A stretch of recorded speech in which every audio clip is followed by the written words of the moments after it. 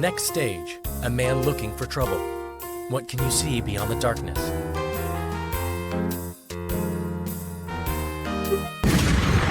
When you look beyond the darkness, tell me, what do you see? It's your boy T-I-N-Y to the P. Yeah, he's looking for trouble here on twitch.tv with Crash or Jade or Spyro or Leon Kennedy. Is there a new game to start? Is he doing some art? Maybe knowledge of an 80s children's show to impart? Cause he's plentifulous, vigorous, rigorous. He's damn vociferous. An arting or Mario Karting, he's straight carnivorous. Tiny Peter. Tiny Peter. Check the mic and make sure it sound right, boys. With a great rate of save states debating his fate, Peter's greeted by emotes of cheaters when people donate. Give him a or a and we'll build up the hype, and I'll struggle to read half the words that you type. So are you ready to go? Come on, what will it be? Are we gaming or painting or watching dated kids TV? Grab a bite, crack a sprite, dim the lights, sit tight, cause the stream's about to start and the mics sound right, boy. Tiny Peter. Tiny Peter. Check the mic and make sure it sound right, boys.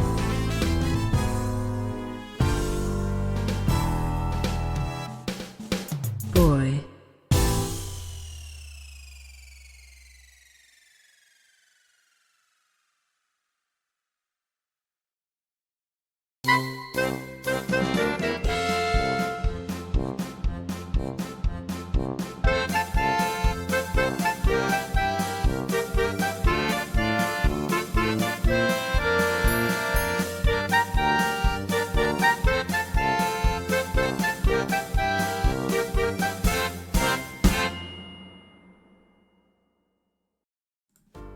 Hello everyone and welcome to the live stream. It's me, it's your boy TP, and I'm here to celebrate a very special anniversary for one and all. Now, it's not my anniversary, that's been and gone, and will never be as special as this anniversary we're celebrating today.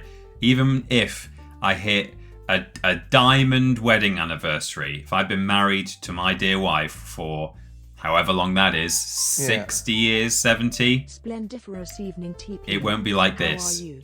How was your weekend? It's Peter Austin BBBB Blaze. It's stream time. Get hyped. Hope you are having a great day. Thank you, Stephen, for the bits there. I've had a good day and a good weekend. Spoke to Brian Butterfield yesterday, which was another career highlight. That just sort of seemed to happen by itself. And I must admit, I did think when we allowed Brian into the chat, we were waiting in a Discord. And maybe I should save this for. I'll save this for Podiots. I'm sure we'll talk about it on the next Podiots episode, so I won't save. But yeah, we spoke to. It wasn't Discord, it was Zoom. We spoke to Brian Butterfield for the other channel that I sometimes make content for, so you can see that. It's floating around Twitter if you want to see that. It's very exciting, and it's on the podcast feed. Wild. Get Unholy War out off the shelf, says Lobrotovich. That's a good point. It's there. It's got pride of place. Look, there it is. I can't move my chair. Here's the custom figure that I'm very pleased to own. No one in the world owns one of these. If it'll focus. Don't look at my face, camera. Look at this. No? You're not tempted to... Maybe you can't focus on that. But there it is. It's my Prana. And it looks just like... the one off of the cover. There. So you focus on that. So now will you focus on that? Sort of. It's great, isn't it? It's cool, that. And today we're celebrating the 25th anniversary of this game. I am going to put it back on the shelf because you're more likely to see it up here than you are if I put it anywhere else at all. But there. It goes there. It's one of my favourite games of all time. And if you narrow it down to PS1 games, it's even more one of my favourite PS1 games of all time because... a couple of my favourite games of all time are PS2 games. So pretty much only rivaled by Spyro the Dragon, I think. That's basically it. So, hello. Where are we? Where are we up to? Thank you, Stephen, for the bits. Thank you to Raindrop Joy for subscribing for 29 months. Hi, Peter. Have you heard about the Little Nightmares audio stories that are coming out? No, I don't think I had. I think I might have seen that some kind of like cross-promotional thing was happening, but I didn't even see what format it was or anything like that. So that's interesting. I must say my favourite thing about Little Nightmares is the actual visual design, like the art direction. So it would be... I'd be missing my very favourite part of Little Nightmares if I was to engage in an audio story and listen to that. But that's not to say that it won't still be really good. Some audio stories are really fantastic. I listened to the... Here's another thing off my shelf. I listened to... It is... Autumn is drawing in, which means winter is drawing in, which means Christmas is drawing in.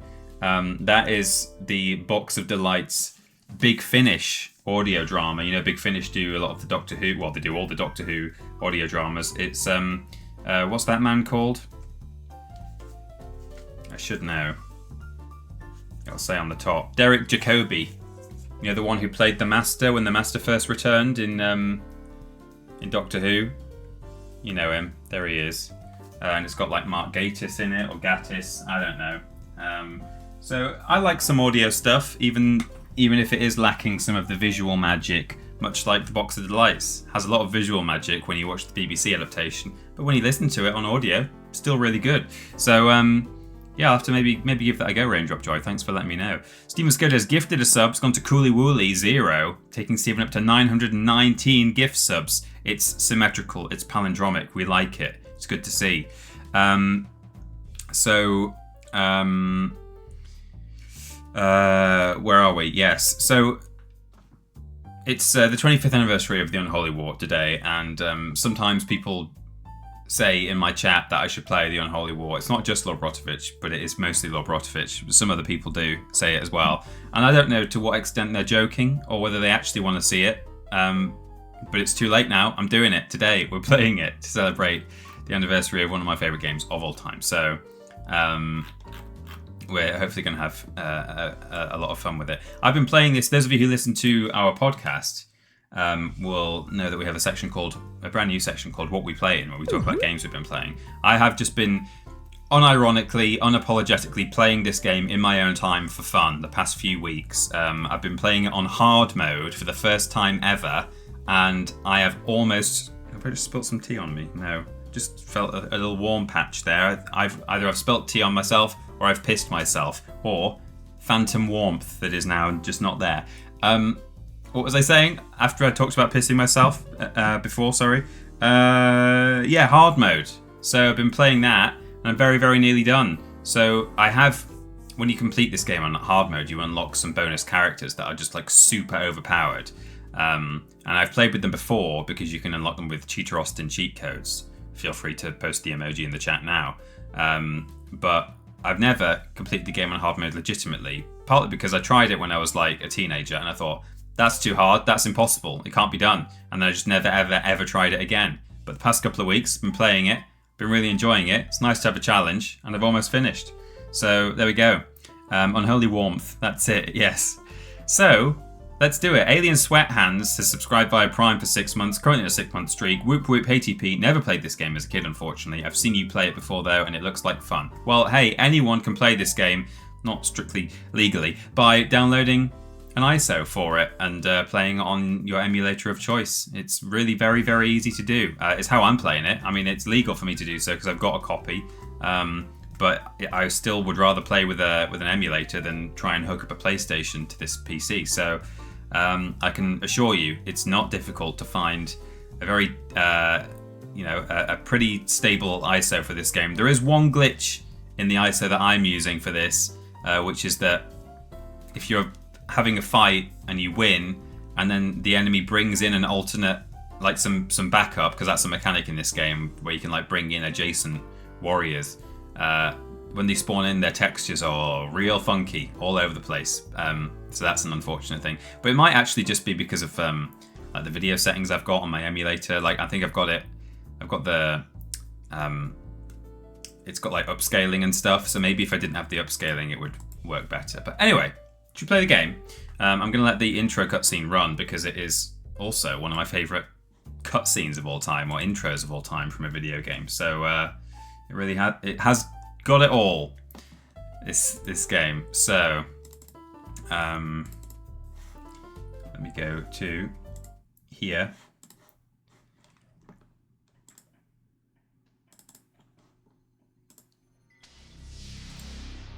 Oh, it's working as well.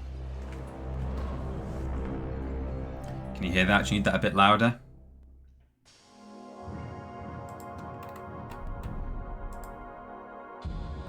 Obviously, you need to be able to hear me over it.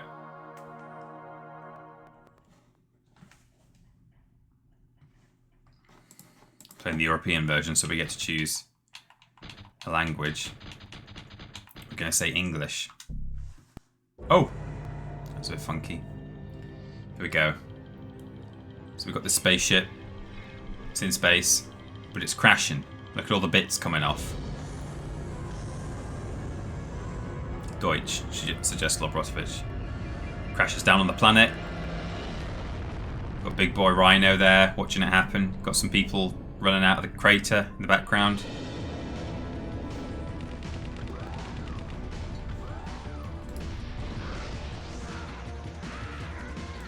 I turn it up for now, just so you can get the full splendor.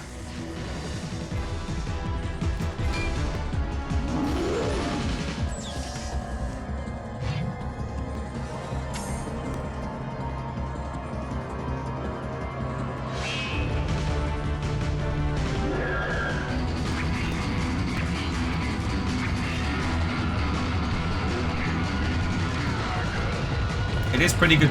Oh, I think they'd be fine. I just stopped shouting. It is pretty good CG. Like, it's not.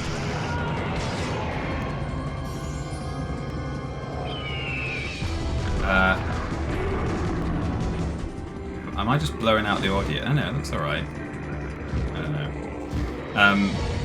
But yeah, the CG is pretty good for the time. The resolution of the video is not good.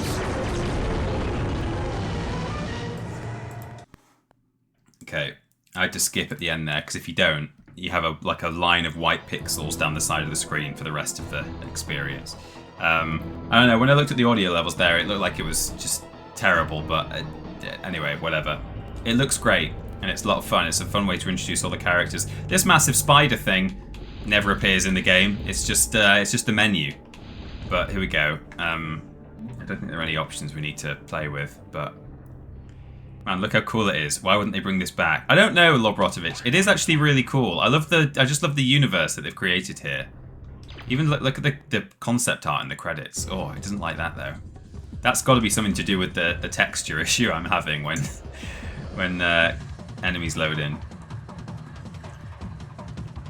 I wish I could just get all of these assets just high res and have posters and stuff. These things are so cool looking. Anyway, so why don't Toys for Bob do a happy birthday for this like Spyro? Well, they might. It's not the anniversary yet. There's still time. I'm going to tweet them and say, hey, you know, on the day, or maybe the day before, just to give them time to prep something, obviously. I'm going to say, hey, guys, what about this game that you made? So the game, for those who don't know, the game has two modes, Mayhem and Strategy. Mayhem, I'll just very quickly show you what that entails. We'll learn about the story and about who all these characters are later. Well, in just a moment, really. But if I just pop it on hard.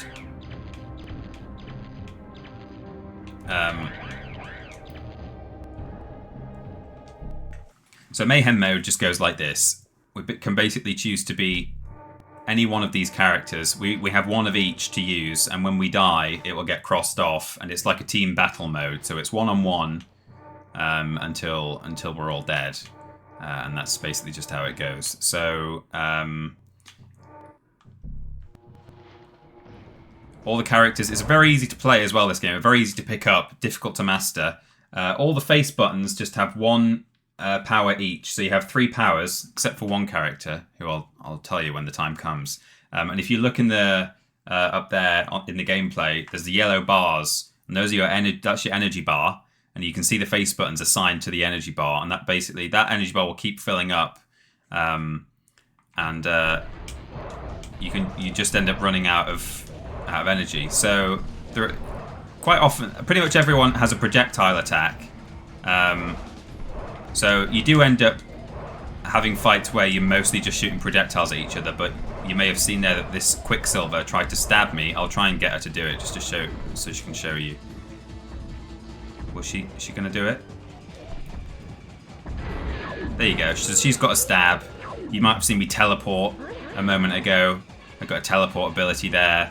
That character as well, I was playing as Tesla. He can build like energy zapper things. Some of them have really unique abilities, like this kill cycle. So he's got plasma cannon like that. He can drop bombs like this.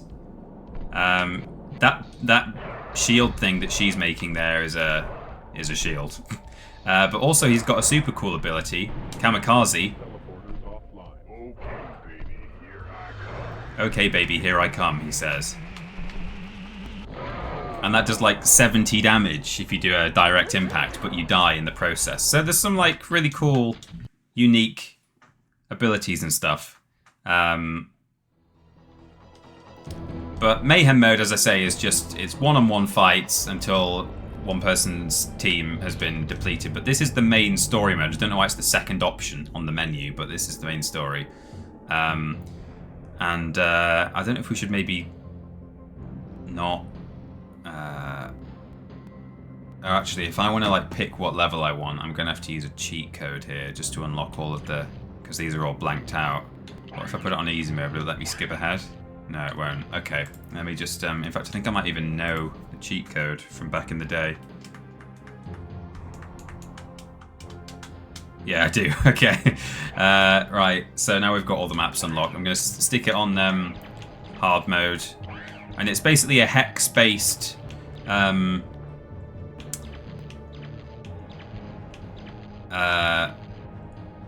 well, strategy game, essentially. You'll see what it is as we go. I'm going to go to maybe, like... let's go to an earlier one first. River Crossing is a nice basic one to introduce the concept. We've got hard AI. You can see on the left it says Player 1, Technos, and on the right, Arcane, hard AI. If I keep cycling through, now Player 1 is on the right, and we're the Arcanes. So those are the two teams that we're going to meet today. But I'll get going. Who do I want to be? Who would I rather play as? Let's be the let's be the Technos, because I think maybe the last time I played this I was probably the Arcane. So here we go. Oh, thanks, game. I have disabled my virtual memory cards, but so before each level you get a little screen like this which gives you some lore. Born of pain and fear, the Razorfane is a man-machine, or a murderous, psychotic brain implanted in a sharp metal sheath.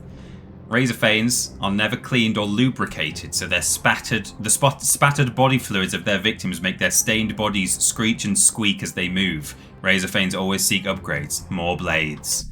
Oh, So here we go. Our Analicon calculates this waterway has extremely high strategic value. Taking this area from the Arcanes is necessary for us to continue our native pacification plan. Advisement 1, avoid the movement nexus using flyers and teleportation. Advisement 2, due to the recent conflict in the Deadlands, no wasps are available. That was the previous level that we've skipped past. It's the fight in the Deadlands. And you're encouraged to use the wasp character a lot in that. And so that's another thing this game does. It like takes away one of the warrior types in certain missions just to kind of like force you to use different strategies. If you're like really reliant on, you know, say this thing is a Mogulin, she's called. If you use Mogulin all the time, then in a certain mission it might be like, hey, the Mogulins aren't available because they've got a tribal meeting happening today or something. So here we go. So you can see that we're on a hex tabletop. This is water, so we can't land on that. Some of us can fly, which means you can fly over water, things like this. I mean, I wouldn't need to in this situation, but you can fly over water tiles, whereas this boy, the Tesla, he can't step on the water, you see. He can only move one hex at a time. So people have different movement distances. Oh my god, we've been ocean manned. Lovely clashing music there. Raiders, welcome in. Excuse the cacophony. Sammy, what's the name? Thank you for raiding with a party of 18. Hello, Raiders. We're playing an old game here that I've just been at pains to try and explain to everyone. So you've missed the explanation. You're going to have to just think on your feet and pick it up. Welcome. Welcome in. So we can move our characters around one by one. You might wonder why I'm moving left and right like this and not just attacking my enemy. And it's because these gold patches here give us the resource, the one and only resource in this game, which is called AUR. A-U-R. And that will allow us to use our map powers, such as this guy in the bottom left. You see I've got the option to nuke. So he can... Oh, everyone's out of range. But he can just fire a missile and knock some health off an enemy character. Or this Tesla here, he can teleport if he wants to. I mean, I would be just moving myself into danger if I did that, so I'm not going to. But I could teleport to any one of these hexes. I'm going to skip... Well, I may as well move him into the base, I suppose. But so then you've got this base, and as you might now see the enemy characters do, you can use your base or your fortress to buy additional warriors.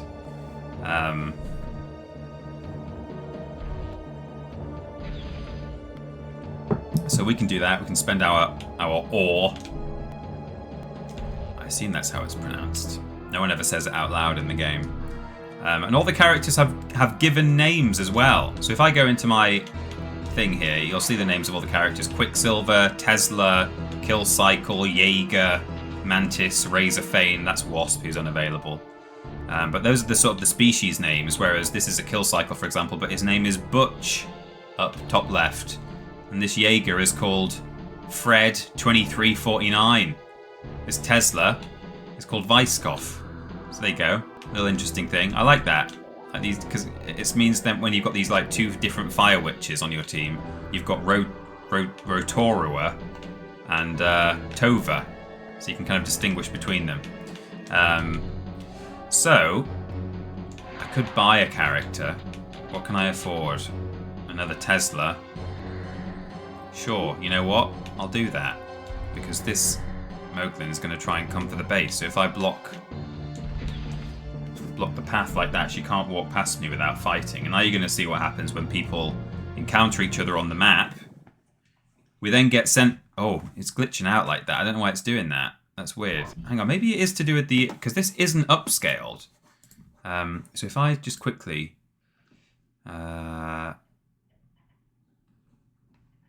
change the video settings. Hang on, maybe not. I'll just save it, close the emulator. How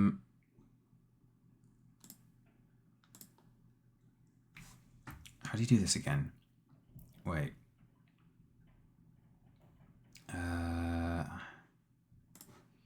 Config. That's weird. I've been playing it with... I'm logged into a different... I've got a separate profile for streaming on this PC, and I think maybe it's emulator settings are different, which is why it's not... Must be config video, resolution, stretching, texture... I don't know. It's not been doing that when I've been playing it in my own time, but...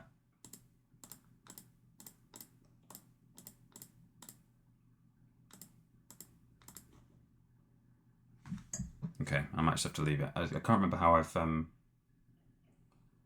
you do that, but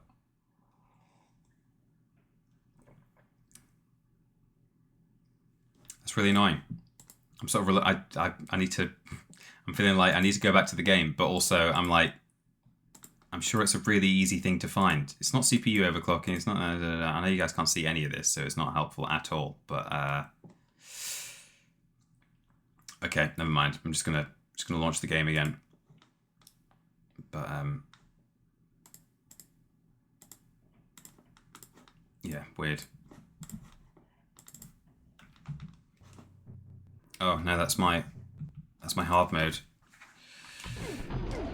Right. So we're in. She's like switching me around like that. I can build this this thing here that's gonna like fire stuff at her. I can teleport if I get in a tight spot like that. There are like map hazards as well, like this thing. Map hazard, he's a wrestler, isn't he? There are things, there's like a buzzy thing moving around the map. I don't know why it's doing this. It's a weird thing, but it's fine.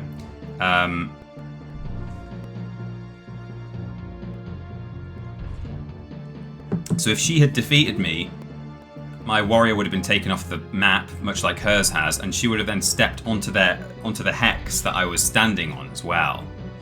So to give you a bit of variety, I'm not going to use that Tesla again.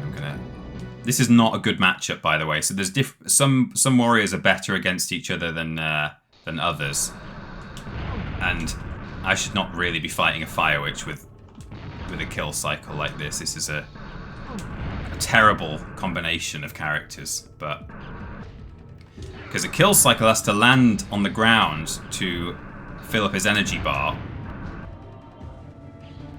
whereas a Fire Witch is the only flying character who doesn't have to do that. Oh, but I have just picked up an Energize, which means I now have just infinite energy for as long as I've got this, so that really helped. But yeah, normally you have to land on the ground as a flyer to let your energy bar fill up, so once you've fired a few shots off in the sky, you're in trouble then, because you have to land to refill. Whereas a Fire Witch, not only is she gaining energy all the time, but she has an ability where she can dive bomb you from the sky. She you might see her do it now actually, because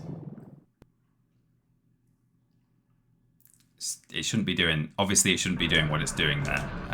Oh, there you go, she's straight in with it. But I can teleport like that if I wish to.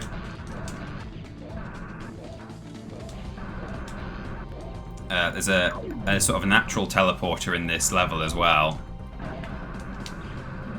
If I drop down one hole, I come out of the other. I've just placed one of my zappers at that end of the map. So, you know, there are various ways to kind of outdo your enemies in this game. I have to make sure I'm not underneath. Oh, there's some health there. I have to make sure I'm not standing underneath her. Really, she's thinking about it. As soon as she gets there you go. She did it. So, you know, some characters are better than others, or, you know, better against others than some of them are.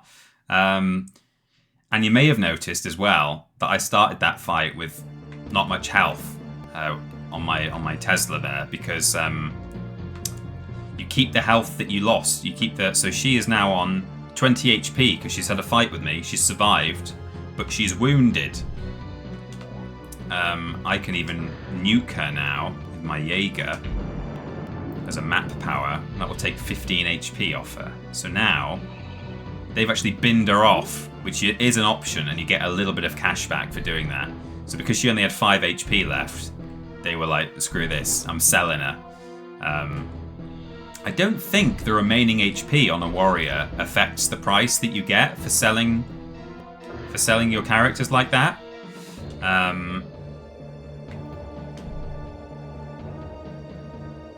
You'd think it would, but I don't think it actually does. It would be nice if I could block that. Oh, I could fly in behind it, actually. Yeah, what I'm going to do is I'm going to shoot it first.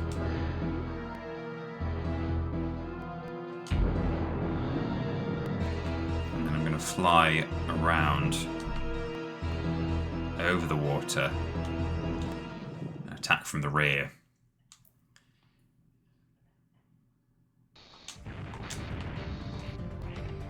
So, flying in this game does give you a very big advantage against characters that can't fly. Some of them can hit you all the way from the ground, like some of them have a very long-range projectile. The Piranha Devil, this lizard, has a very short-range projectile. I'll see if I can get it to shoot at me.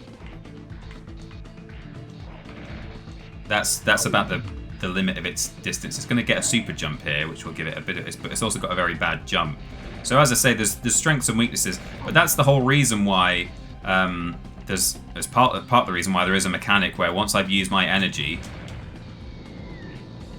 I have to land to fill up, because it then gives this guy a chance to come and get me like this, you know? So it's all factored in. But there are a few matchups that are just, you shouldn't really even attempt it. So yeah, but there we go. He's only on 15 left. I've already used my nuke on this round, but I should be able to get him. I've been kind of messing around, just showing you stuff, and I've put myself at a pretty hefty disadvantage now, so I might not win this match. But now that I've introduced all your abilities, then I'll be able to go into try-hard mode. Oh, they're going to use... Oh, nice. I do like that. It's a bit OP. Well, it's not OP because there's only a 25% success rate, but the Piranha's ability, as you might have noticed when I was fighting it, it laid some eggs and little babies came out and they were like chasing my character on the map. And they have the ability to actually breed here on the game board for a very low cost. It costs like 70 to buy one from the fortress, but if you use the map power, it only costs you like, I don't know, 15 ore or something like that. Peter showing us what a pro gamer he is. This is a bad match, but watch me win. Well, I've actually been... It's kind of the other way around. Like, some of the matches I've lost because I was messing around just like showing you how stuff works, and actually I feel like I could have done better than I have done. But so let's... I kind of want to give some variety there. I don't want to keep using the same warriors. What I'm going to do, I'm just going to skip my turn. I'm at a bit of a disadvantage here as well in that each team, the Arcanes and the Technos, have a warrior type. Oh, here we go. Oh my god, so much for 25%. Each team has one warrior type who is better at harvesting ore from these ore patches. So mine is the Jaeger. It has like a mineral extraction attachment or something, and theirs is the Brontu, which it says the Brontu can be quite an earnest digger, which is this big sort of woodlouse rhino character here.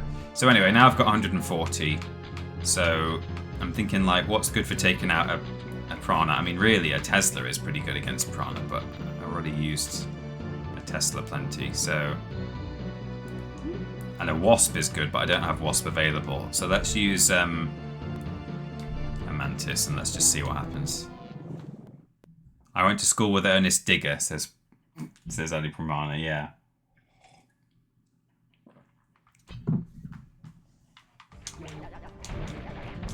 So I can...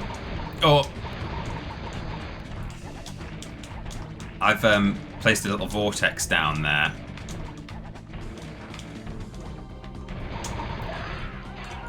God, that was not a good fight at all. And because they have an adjacent Piranha, they can bring it in now. Is it going to be messed up textures? Yeah, it is. That's fun. But I can place this vortex down, and that will suck him in there. And these ticks that I'm firing, or blood bots, I think they're called. Oh! If they can reach me, but they move very slowly. If they can reach me after they've hit the Piranha, I'm gonna die. They will, it has like a vampiric effect, so they will give me a bit of HP. That's real funky, isn't it? I like that. I wish all the Piranhas looked like that. Then it goes back to normal. It's a weird thing. But yeah, when the reinforcements come in, it does that for some reason. Okay, I have to stay in my base here, otherwise, because I have the option to move. I can come out of it if I want to. I could teleport right across to the enemy if I so chose. But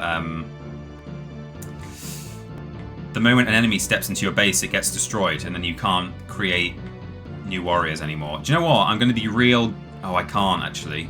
No, I'm going to have to stay here for now. But the good thing about a Tesla is if you have enough ore, you can actually teleport right across the map. They're not even attacking me just yet. You can teleport yourself pretty much all the way across the map. And actually, I fancy my chances against that angel who's defending their fortress. So if I can reach it in this turn, which I can, I think, teleport. It's kind of BS that I can do this, but he only moves one square at a time, so it kind of counteracts, you know. Right, so I'm going to teleport all the way over here, which is mad, and then I'm going to just attack the enemy base. And as I say, I've been playing this on hard mode, and against an angel, I do fancy my chances with a Tesla. If I place a couple of these down.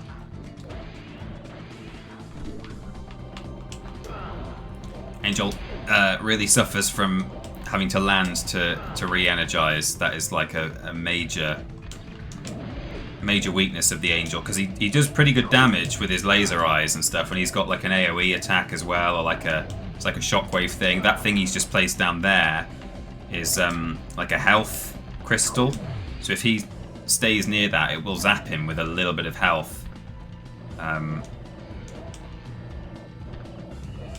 can place 3 of these down maximum, which is, you know, really annoying when you're on the receiving end of it, but useful to me when attacking the enemy base and trying to pull this match from the jaws of defeat. Right, so we've got him. There is a Mogulin standing right by the base, though, I think, so she's probably going to come in now. Oh, it's a Prana. But the good thing is my crystal-y things, my zappers, stay there. They have just destroyed one of them, but and Prana really suffers with knockback. So what you really don't want is for a Prana to get close to you, because once it latches onto you and starts chewing at you, you're in big trouble. But they've given it a rather than like attacks having certain knockback, it seems like different enemies have a certain level of knockback, and a Prana gets like knocked way back from various attacks. See, I didn't really think about this. I'm going to lose my base now. Because I can't get back to my base in time. But hey, that's alright. Doesn't matter. I can definitely take down 2 Pranas, 1 Mogulin, and 2 Brontus using only 1 weak Tesla and a Jaeger. For sure. I'm a pro. Super pro. So anyway, as you're going to see, I may as well try and stand here. Well, no, they're just going to step into it, so I may as well stand on the money patch for now. Yeah, because I've not thought ahead. Well, I sort of thought ahead. I wanted to destroy their base, and I did that. So that's, you know, we'll be on a level playing field.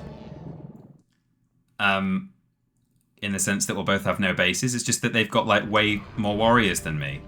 I should be in with a chance against this Brontu if I can stay energized. And on this map as well, because if I stay energized, when he starts charging at me, which is his, like, best attack, if I teleport, it normally cancels his charge. The AI don't like to... Oh no. But it's random, the teleportation, so you can end up just over his shoulder. So I'm probably going to lose this now, because I've only got the 1 Jaeger left. I'm not the Jägermeister, unfortunately, Cooly Wooly. Unless they just massively screw up and don't blow up my base. Oh my god, they've not done it. And I still can't do anything about it. If I had been more intelligent and had moved him halfway there, I could have got into my base by now. But unfortunately... Oh, that's just like rubbing salt into the wound. I guess the computer knows that they didn't have to bother stepping into the base on this round, because I can't reach it because they've blocked the way, and I can't move that far. And even if I now attack this Prana and defeat him, I'll already have moved once, so I can't move any further, and then they can just step into the base on the next turn. So again, temptation is to actually just stay on this ore patch and like save up some money for nuking mothers, which I've done. Deadeye Minis, 55 months. Hey TP, always good to see you stream again. It makes you happy. And glad little Prana is still going strong behind your head. Oh, hell yeah. I think I've told you before that, like, since receiving, well, probably even before receiving that, but certainly since receiving it, I've thought, like, who Like, what is the going rate for me, like, finding some creator on Etsy and paying them to make an entire set? Oh my god, am I going to win here? Oh, I did. I've only got 30 health left, but the piranha who's going to come at me, assuming that they do come at me, which I think they will, because I'm weakened. Oh no, they didn't. Fair enough. I won't have many issues taking down this guy because, well, I could nuke him if I wanted to. I'm going to nuke them both because a Jaeger against a piranha, particularly this weak one, I should be alright because I can just laser him. I've got a good laser that will knock him back pretty nicely. There we go. He only had 15 health, so he's dead. His friend is going to come along now, and hopefully it should be a similar story, but it depends how close he gets.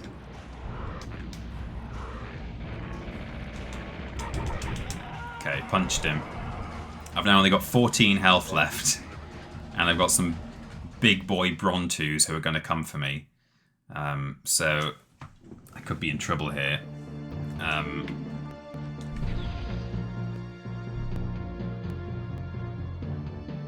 This is not...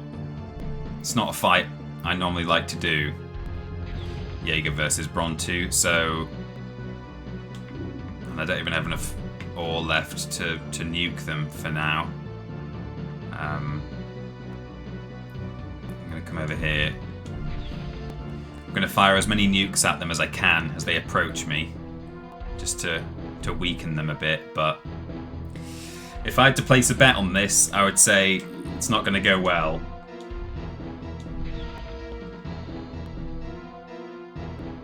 One of them's on full health, one of them's on 60. I'll probably be able to kill the one if I can get the weak one to come for me first. Then I've got a chance, but I can only do one nuke per turn, so I don't think it's gonna happen, but you never know. So here we go. This one's on 45. If I nuke him again, 30.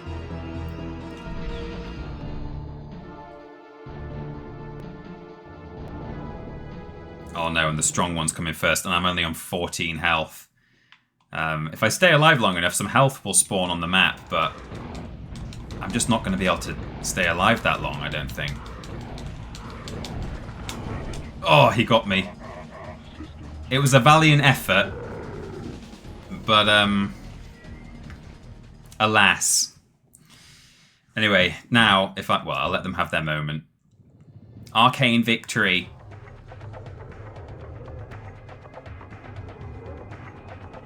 A meager victory, though. Hey, considering I was trying to show the game off and all its mechanics, and I basically lost a warrior almost intentionally, showing you the range of a piranha, I think that was all right. So what I'm gonna do is we'll go back, we'll start something again, and I'm gonna be try hard now. I'm gonna take it seriously.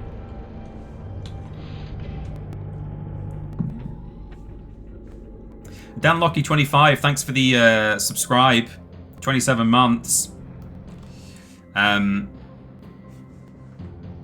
you very much indeed. 27 months, that's an awful long time.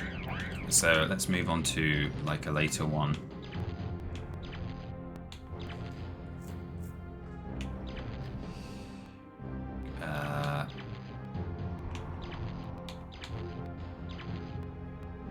The mine is a fun one. It's a bit of a busy one, but it's a big map and there's a lot of ore patches around. And maybe I should play as the Arcane this time, just for a bit of variety. Yeah, alright. Yeah, alright, thank you for that. Better have one ready.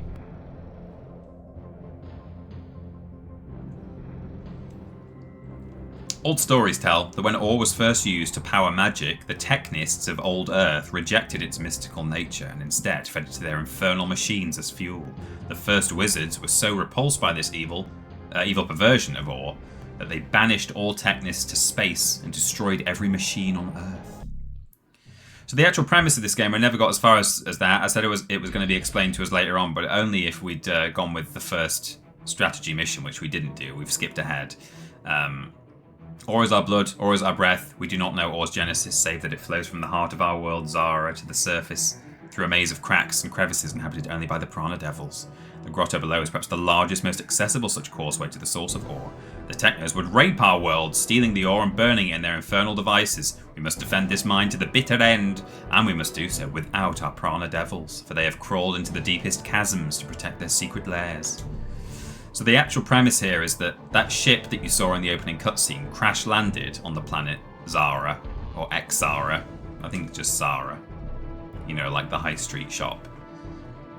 Like Zara Phillips. And they are a kind of a conglomerate of various machine nations. So you've got the wasps here. They are sort of these almost kind of femme fatale. I think they're sort of bounty hunter style, like mercenary things. They've got these like jet wings. They can hover around. You've got the Razorfanes, which are quite like Cybermen from Doctor Who. They've got like a brain. It's like a human brain inside a robot body, and they've got chainsaw hands. The Jaegers are big battle tanks. In fact, we can see them all.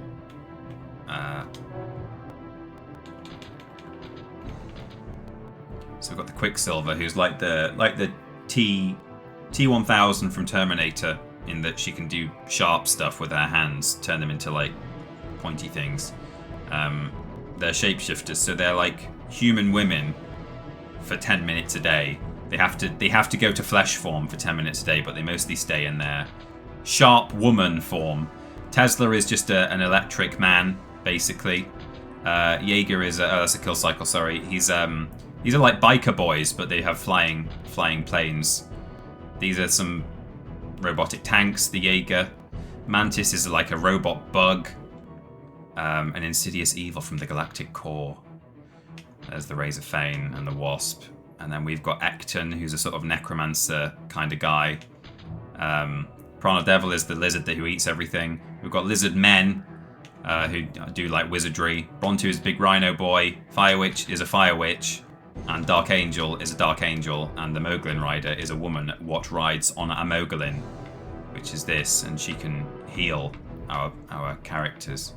So unfortunately, I don't have a Brontu at the moment, which would be nice because I can place them on the ore patches and get more bang for my buck. But when I've earned a bit more money, see, they've got 2 Jaegers, so if they get them on there, they'll be earning big cash real fast.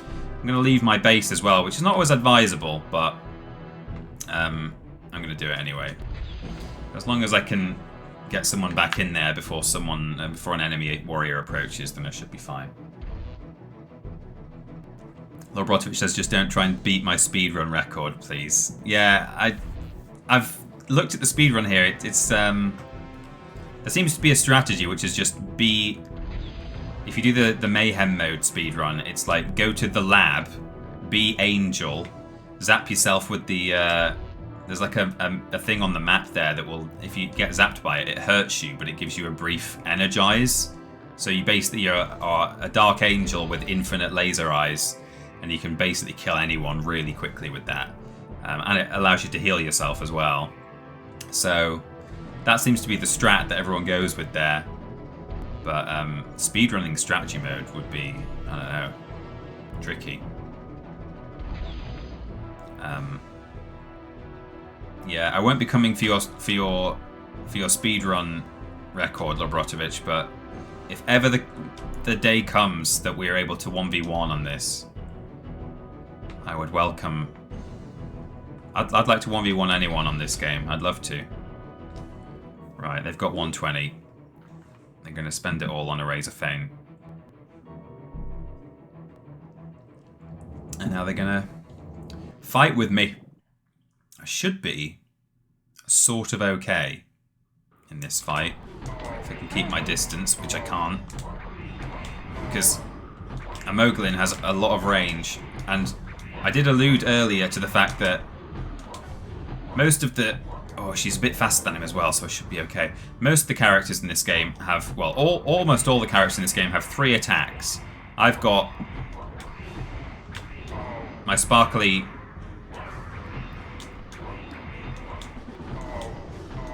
Oh, God. Okay.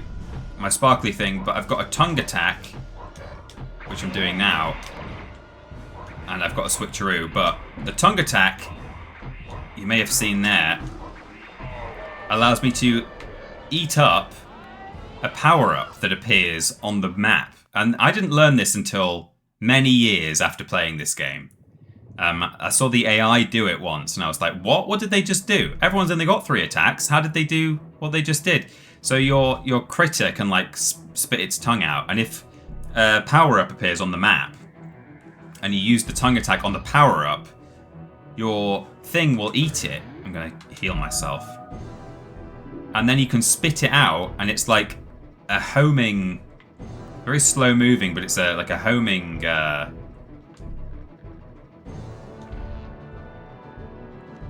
Okay, he's going for my base, but I'll be able to buy something before he arrives, so that should be fine. Like a homing projectile, and I think it does quite a lot of damage as well if it hits. So, for some reason, that's the one character... Oh, he's not going for the... Ah, okay, that's what he's doing. It's the one character who is able to have an extra attack like that. It's kind of weird.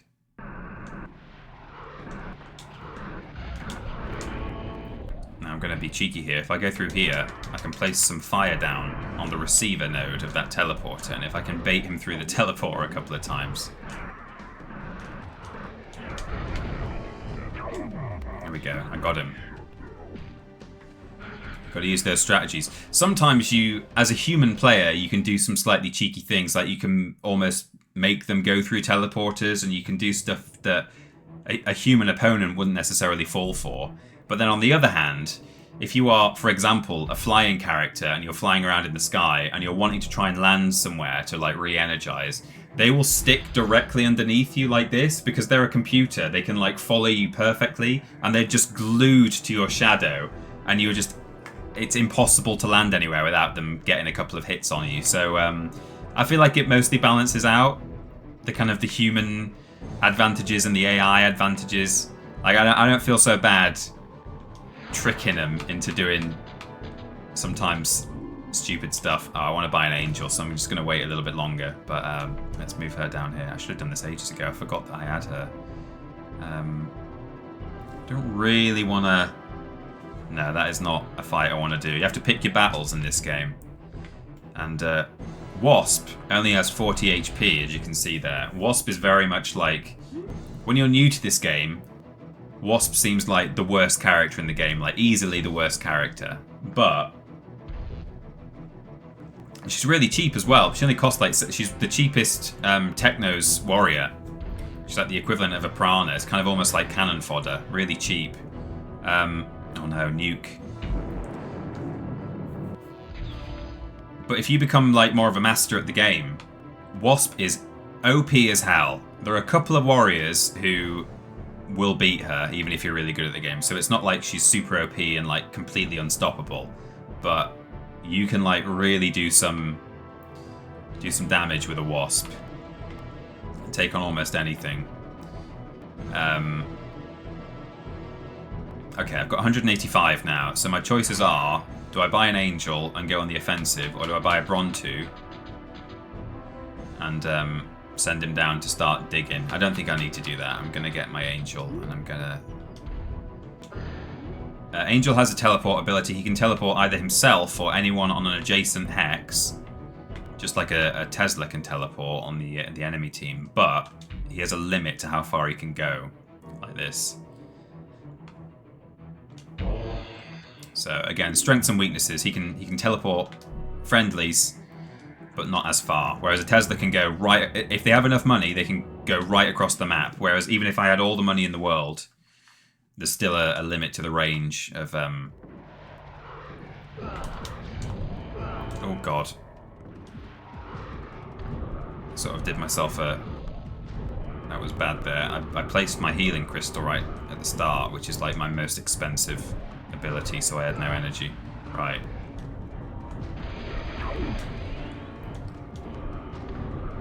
Energize.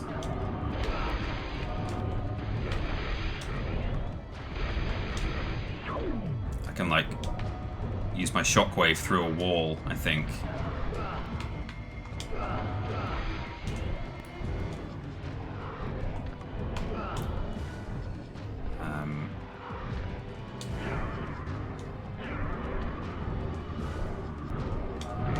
Yeah, I can see it goes right through the wall, which is nice.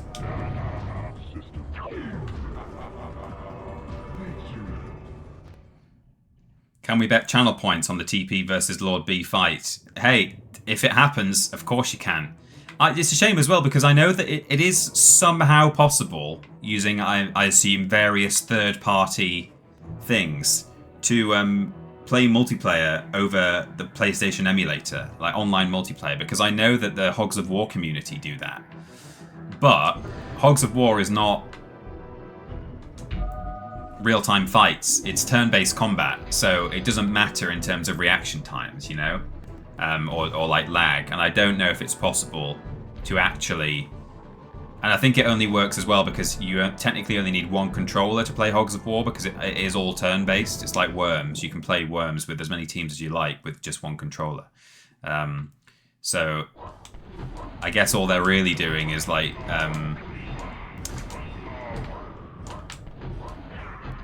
sharing. Oh god, he placed it. No. Oh damn it. He's got me there. I'm in trouble now. He's got speed. Yeah, he got me good. He got me good. So yeah, it's possible to play Hogs of War emulated multiplayer online. So the capability is there to somehow get people in on the same match, but I don't know what the lag would be like. I know some of the wrestling game streamers use Parsec to play older games, so that might be an option. Not entirely sure how it works though. Yeah, Parsec might be it. That might be what the Hogs community use. Now Wasp can move 3 hexes at a time, so it can get there, and then on the next. Oh, actually, they're still 2 moves away, so she can go 1, 2, 3, but then she has to climb this cliff. So 1, 2, 3. Actually, there are 3 moves. 1, 2, 3. 1, 2, 3. Yeah. So it's pretty safe actually.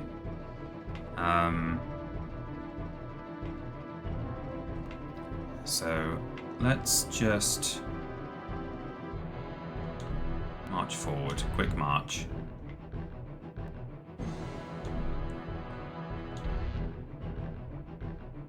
Leave her on there for now.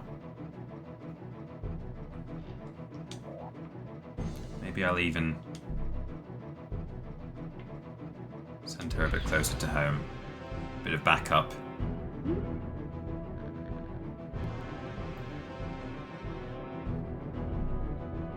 But they might now come the other way. Yeah, if you sort of launch an offensive on their base, they sometimes break off their own attack.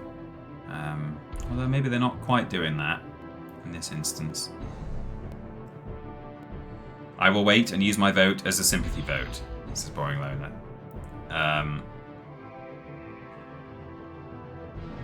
I feel like it's off. It seems to be a recurring thing for me, which is that. Oh, here I'm going to use my map power for the Magus. He has the option to. Oh, actually, everyone's a bit far away. It's going to cost me a lot to do that. They've all sort of moved away from me. But he has an in-game ability, like an in-arena ability called Starfall, which involves dropping like meteors on his enemies, and you can actually use it on the game board. Okay, so I've got enough to put someone in the base to protect it. Who am I going to have? Well, I'll be able to buy an angel, so I'm going to do that on the next turn. Oh. They're leaving the base. Can anyone get back in there in time? Can she reach it? Can my Fire Witch get in the base before they can? I don't know. I don't think they would make that mistake if that was... I think this guy can only move 2 hexes. Yeah, alas. That's fine, but I will now use Starfall. And to be fair, that might be some like proper thinking with portals energy there from the AI, because a Magus against a Wasp is it's not an easy fight.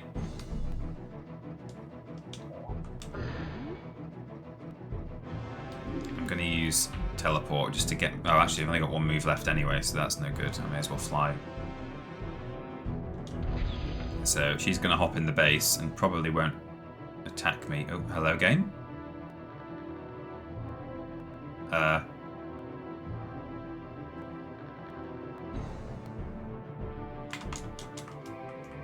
Oh no. Oh no, it's locked. The music's still going on a perfectly happy loop. But I can't pause, and I should be able to pause. I can't do anything. Let me,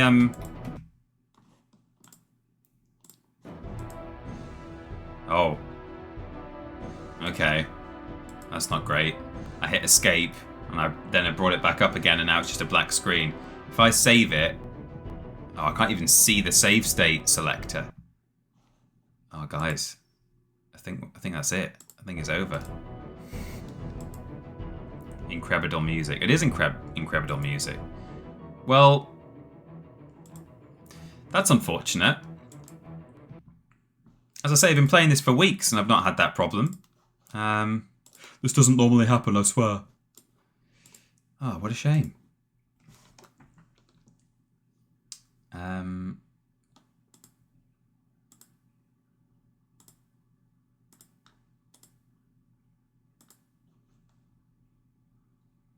I don't know why that has happened. I'm just looking now. Doesn't look to be I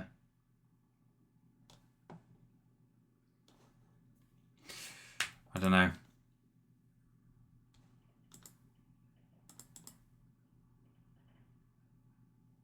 Okay, well, I'll just restart. I don't know why that just happened there. But never mind. Very odd. Oh, whoops.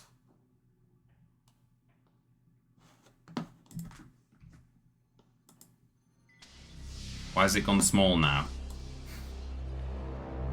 That's weird.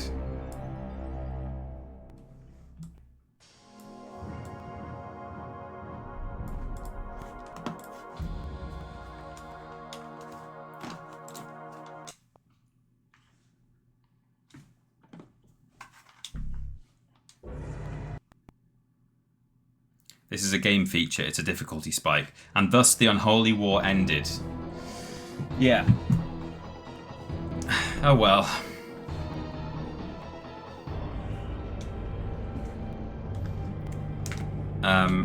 Right.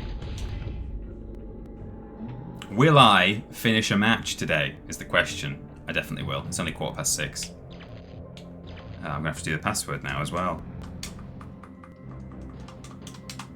Oh, I did it too fast.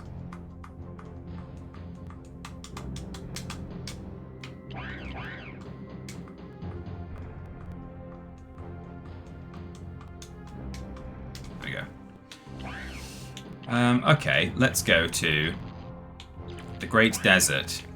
The Great Desert. I'm gonna be the Technos this time, and I'm gonna show you how good a Wasp can be.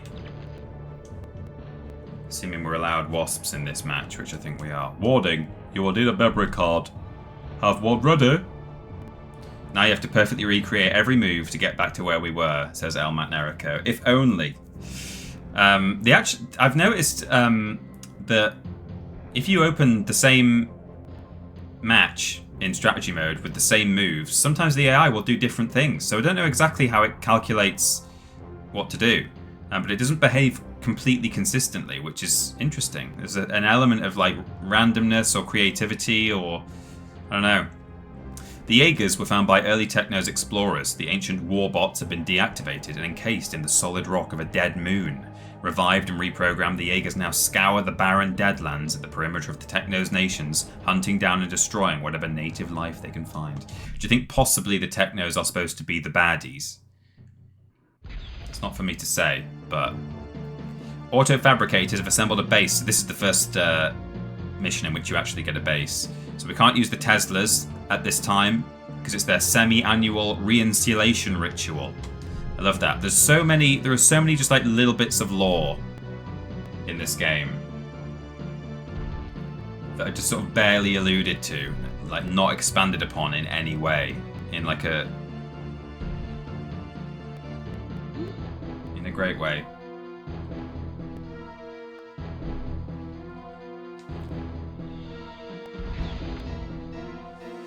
I think the graphics have... That's why it was so small before. The graphics have, like, reset.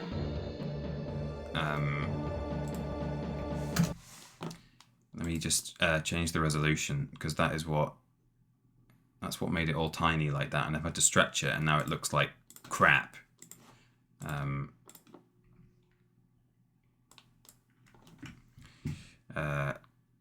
1080.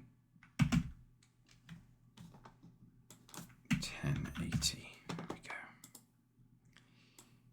It's 20 by 1080.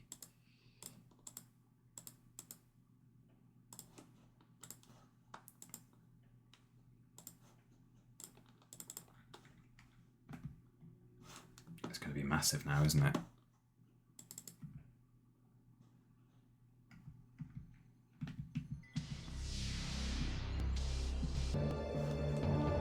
It's massive. That's a bit too big. Actually, no, if I run it in full screen, I think that might fix it.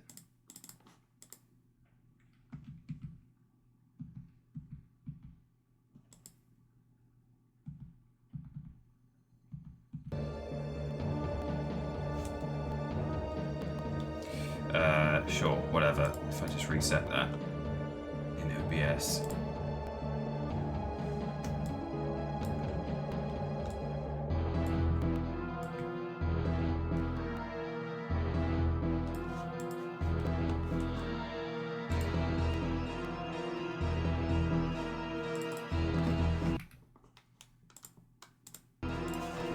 Okay. I don't know if it's any better, but whatever.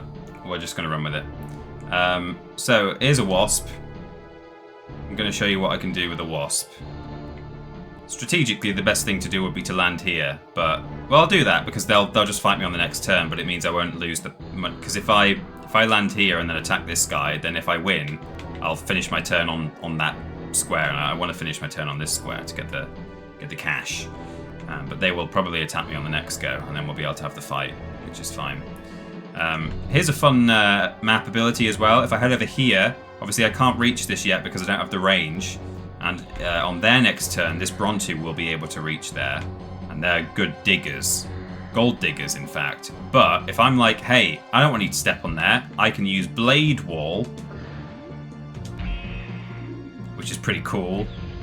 And now that Brontu can't step on that square, but I can. As a Razorfane, I don't care about standing in blades. So on my next turn, I'll be able to do that. Oh, see, we didn't have any weird... This is an artifact. This is an artifact there. Didn't have like a random... Maybe it's just because it's the first fight. I don't know, but... I've noticed that... So, the Mogulin that I'm fighting here, they've got like a really good range. So, the trick for when playing as Mogulin is to like kind of get away from your enemy, attack from a distance. Oh, I've got the speed there. That's great.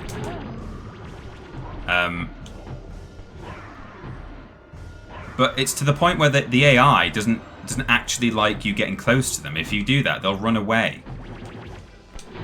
But this is the real trick with a wasp. Is you can freeze your enemies. Oh, she's gone for the. Oh no. Oh no. I've got to keep this homing thing guessing now.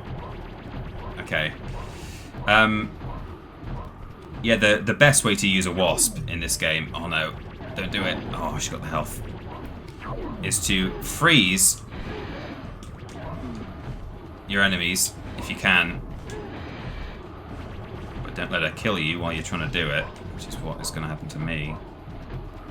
See, I've got to stop doing all this. Let me just show you, and like not do the smart thing.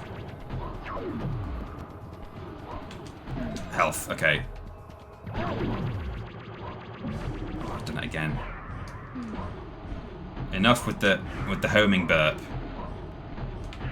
Okay, we're good. So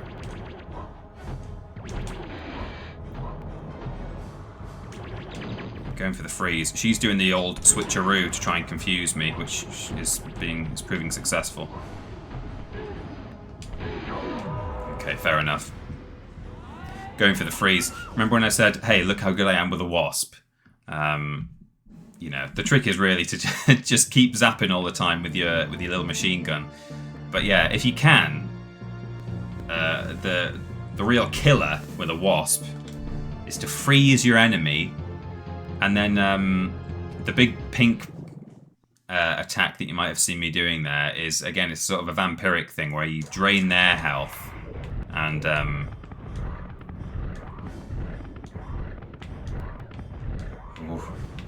now the trick, I sort of want to talk about what I'm doing here without like dying. The trick with a Razorfane versus Brontus is all these little strategies that you got to do. Razorfane can place down blade walls like I did on the game board. You can place them down in the map as well. You can place 3 of them down, and you can actually stack them all in one place. And I think they do 10 damage each. So if I place 3 of them here and get this Brontu to charge into it, he's going to do himself he's going to have a really bad time. He has just grabbed health and speed, but... Oh, and he's just destroyed them. Cheeky beggar.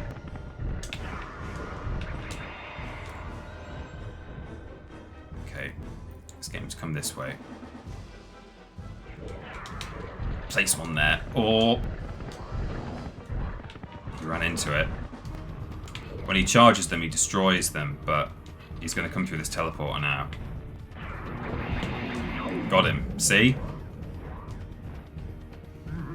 And he nearly got me, because they can do a hell of a lot of damage. That charge, every time it hits you, does, I think, 20 HP or something, or 25 HP.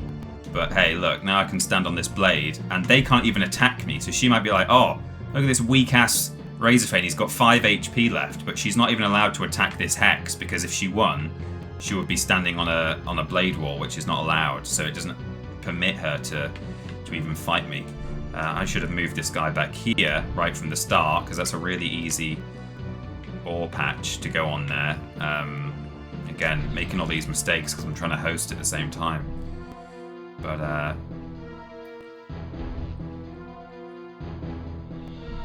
my Razorfane is safe for now. I think that blade wall only lasts one more turn though.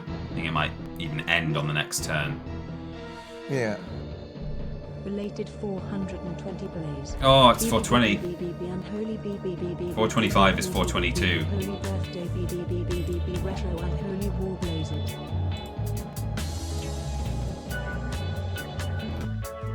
Oops. When I tab out to blaze it, it messes up. So, High Temple. I'm going to risk it. I'm going to be super risky. I think he will die at the end of this encounter, but I might be able to take this Prana with me. I'm gonna attack this Prana with 5 HP, and as long as he doesn't get me right at the start, I should be able to keep him at bay with knockback and stuff. But once I've done that, the Fire Witch will come for me, and she will kill me instantly, I think. But hey, it's a worthy trade-off, given that this Razorfane is nearly dead. As long as...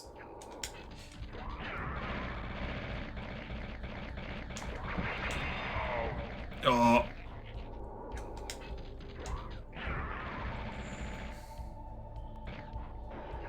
Leave me alone.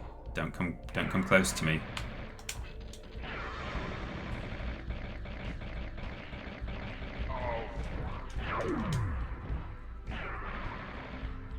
See, I'm placing these blade walls down on all the teleport receivers. Okay, well, it wasn't bad. It was 20 HP. 20 HP left. So, pleased with that, given that I started with 5 HP. I think that's not a bad effort. And if I really wanted to, I'm probably out of range actually, but if I wanted to, I could nuke that Piranha. I'll probably sell it. But let's go with the Quicksilver actually. That's a fun one.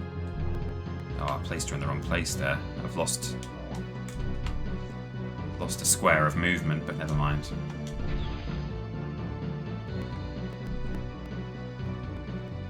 Fire Witch can do very much the same thing as Razorfane on the board. Her map power is Fire Shroud, I think it's called. So she can place a big fiery patch down on a square, and it means that you can't then attack. So I'm gonna attack this Fire Witch, and because I've got Quicksilver, one of her abilities is to use a shield like that, which, oh, if I'd held it long enough, which I didn't,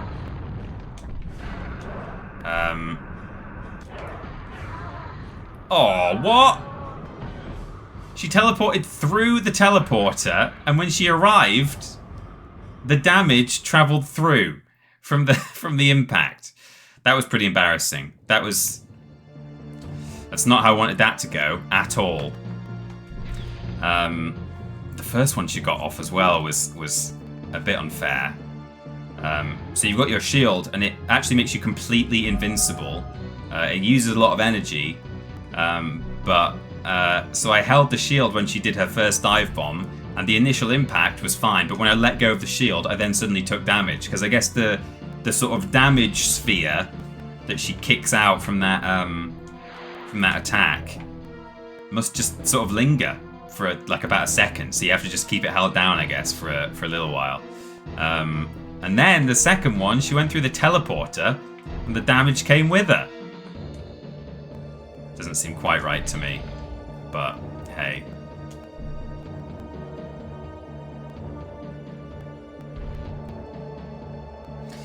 Who ended up bidding on the auction today?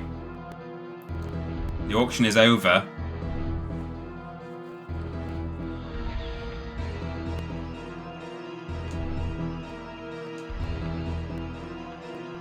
We were selling our paintings and leftover slime from SMTJ.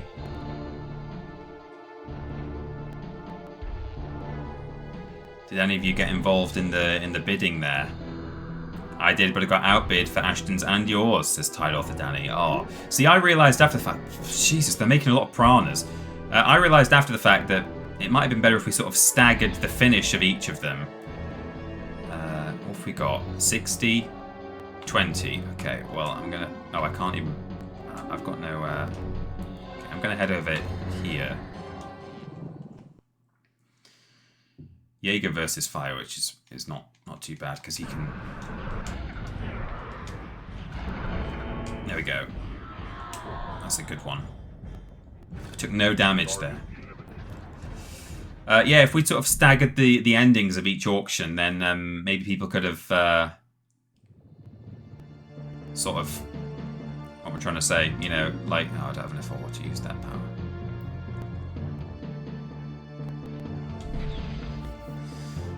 Then if you missed out on one, you could maybe think, okay, well, I'll bid a bit more for the other. Whereas, like, if you're waiting on 3 things to all finish at the same time, you don't want to bid necessarily 60 quid on 3 paintings just in case you win all of them, you know? Whereas, if it's like, oh, there's only 1 painting left, then maybe people can then feel like, okay, well, I'm willing to bid, you know, a reasonable amount of money on this last one because I want a painting. I don't really mind which one. So in hindsight, for your benefit and for ours, it might have been nice to sort of do that, but...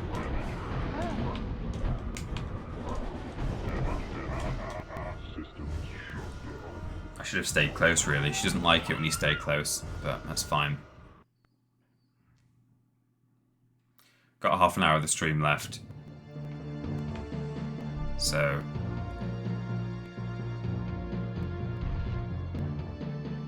think I should be able to... oh, look at all these piranhas, man. This is... They're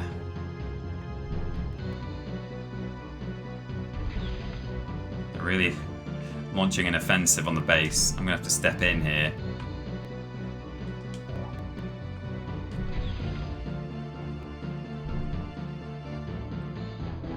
Fortunately, this one has only 20 HP. Might be able to kill it almost immediately.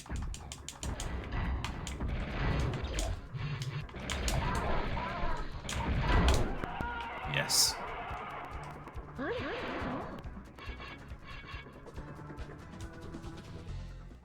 Now they'll move the other one in and attack me again. Someone out there is going to pin up one of those drawings next to a used toilet seat. Hey, it could be that person. The person with the shrine. Okay, this is going to be a tougher fight because...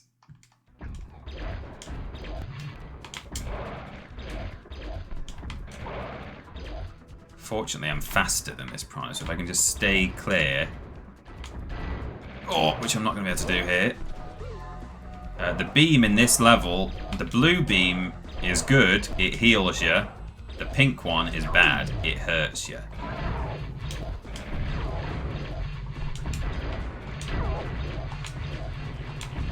Because I've got Energize, I can just hold my shield down, which is feels cheaty, but hey, that's the power of the Energize ability, you know?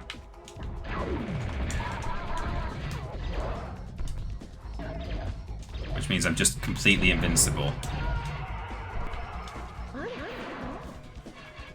See, I am good at this game, but also terrible when I have an audience. I've lost some really bad fights in this match alone. And they're just making more and more warriors, you know?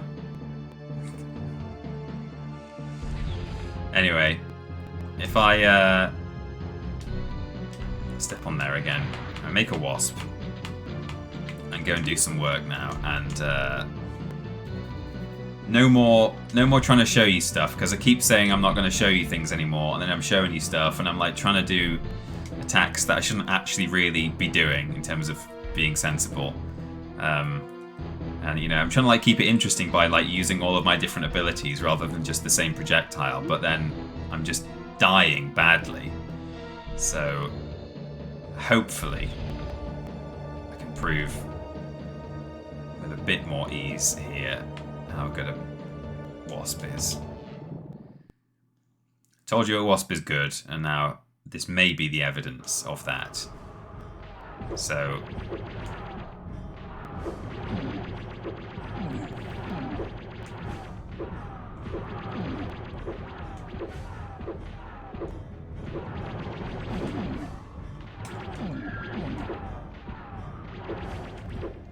against an Ecton as well, this guy, his attack that he really wants to do is eat soul, which is that blue thing that you saw. If I get close, you'll see him do it. I'm trying to show you things again. Oh, he's going to run at me anyway and probably try and do it now. So there you go. But when he does that, he sort of has to stop. So he stands still, and that's good for me as a wasp, because it should allow me to try and freeze the guy, but he is landing some hits on me now by doing that, so I've got to be careful, because again, as I say, I'm trying to show you things which I shouldn't be trying to show you. What I'll do is I'll go for the old... No, I won't do that. You might see these little asterisks on the map, almost like barely visible, but he's placing down net traps, and if I stand on that teleporter receiver, they're not dumb, these this AI. Like, I'll see if I can... There you go, see? There was a net on there. And then he can run over to you while you're stuck in a net, and he will, There we go. So this is the drain ability I told you about. Piranha has got bad textures at the moment, but, let me just let my energy build up a bit. These babies coming at me. The good thing about the babies as well, because they can't actually get me as a wasp because I'm hovering. I mean, you can land as a wasp, but there's no point really. But they can't get me when I'm hovering. But the other good thing that they do is they... Oh no, the speed. Oh, they might get me here.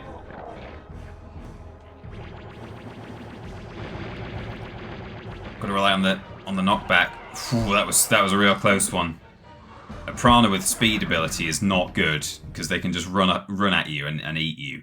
But yeah, the babies will draw your auto aim away, so you're trying to like attack the piranha and your character's just shooting at these babies that are, you know, normally a bit closer to you than the actual main piranha is. So that could be bad. So there you go. That's how you like use a wasp. A bit better than I did previously. I'm gonna have to fight another piranha now, I think, but should be all right.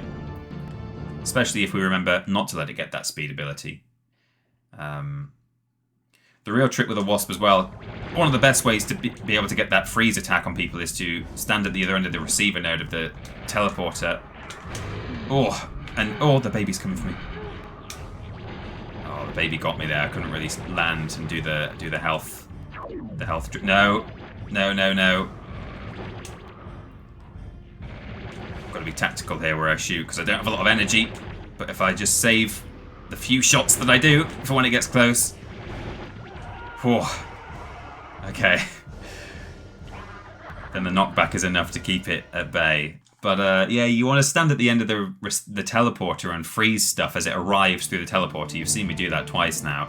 But with the piranha, it's a bit dodgy because also the piranha wants to be close to you. So if the AI is frame perfect and does the lunge attack as it arrives through the teleporter, then it's kind of backfired on you and immediately it's grabbed hold of you. I also think there might be some mechanic in this game that the game absolutely does not ever tell you about, which is that when a piranha's latched onto you, there's this red bar that shows it drains down, and when it reaches 0, it lets go of you.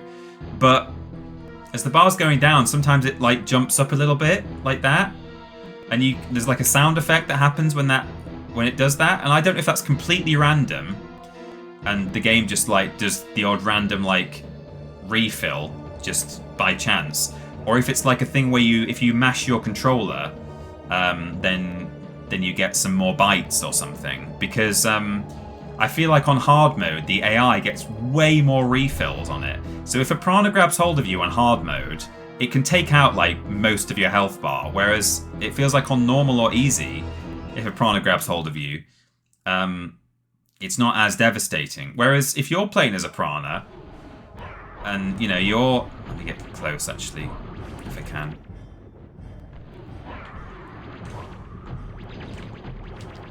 I don't like the switch.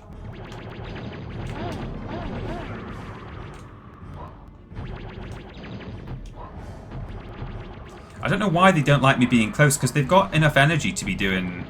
I guess it's partly because I'm a wasp, but I think they do the same with almost anyone. Oh, that's close. It got me. That was a real quick one. But yeah, when you're playing as a piranha devil, your bar just doesn't seem to last as long, which just seems like a slightly unfair artificial difficulty. I've got an awful lot of Moglins coming at me now. There's like 5 of them. Are they going to buy another one? No, piranha there. So, yeah. Eat soul. These foot fetishists are out of control. Yeah, he will eat soul. What's good against a Moglin?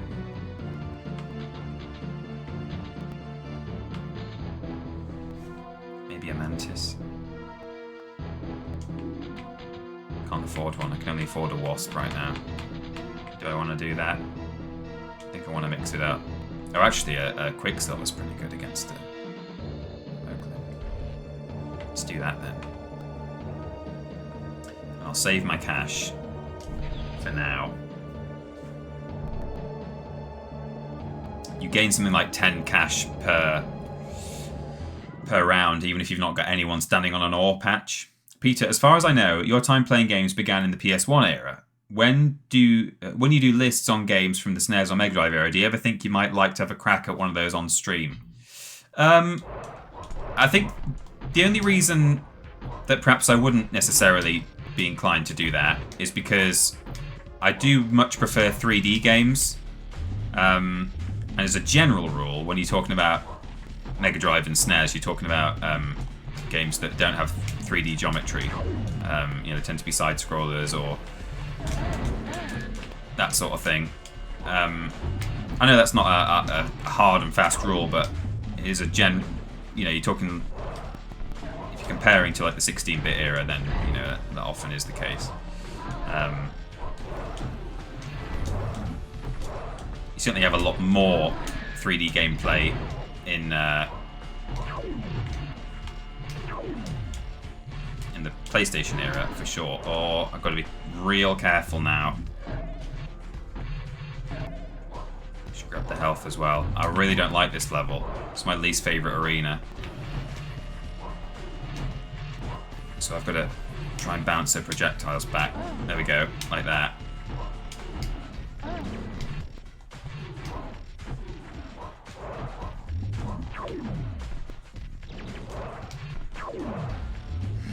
No, she's got the health.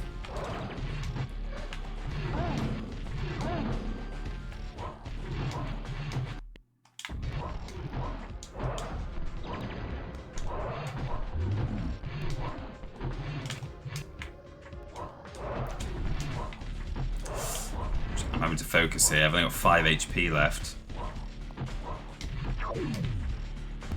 Is that health? Am I going for health? Oh, she sent the homing thing for me, but I bounced it back at her. It's now homing in on her, and it got her. Hell yeah!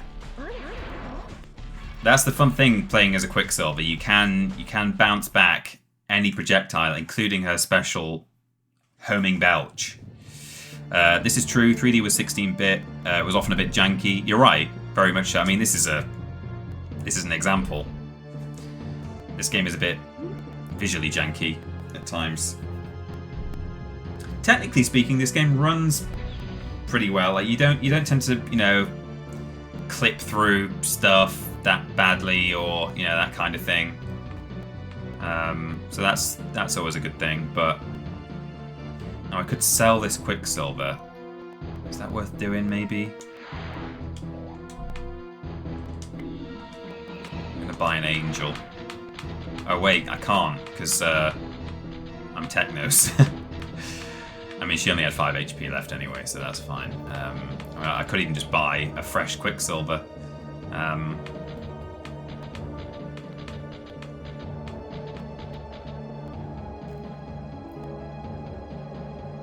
Yeah, sure.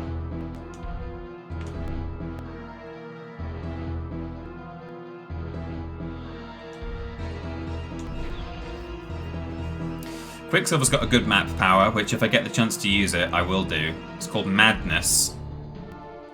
And you cast it on an adjacent enemy, and for the next 3 turns, at the start of that of the enemy turn, that character will move completely at random, and they are incapable of attacking you. It wastes one of their moves. It's good. It works nicely. Could even do it now for fun.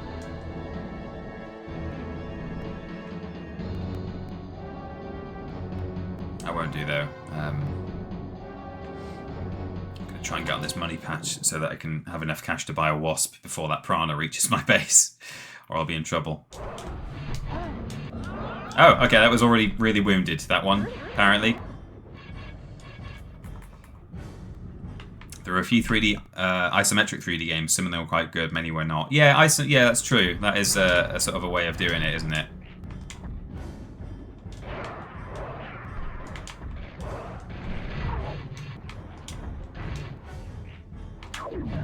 Uh-oh.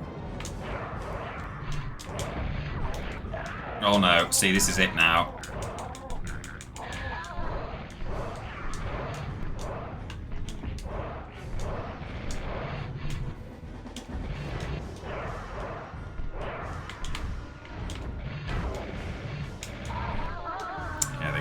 They got me good. Love those visual glitches. The weird thing, when they come in as reinforcements, textures go all funny, but otherwise they're fine. I might be about to lose this. I think they're going to reach my base before I'm... yeah, I'm not going to have enough enough cash to buy a character. Well, I'll spare us the. I'll save us the time. Yeah, all right. There's no need to heal anyone. You're fine. Okay, yeah, I've only got 50 ore. It takes 70 to buy a character. They're going to step into the base. So, we'll call that there. And I will now...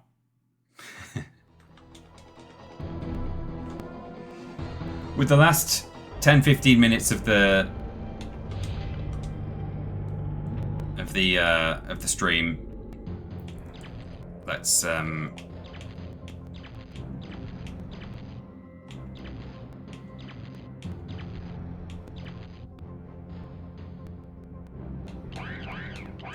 see if I can turn on the Peter Austin here and win a match on hard mode.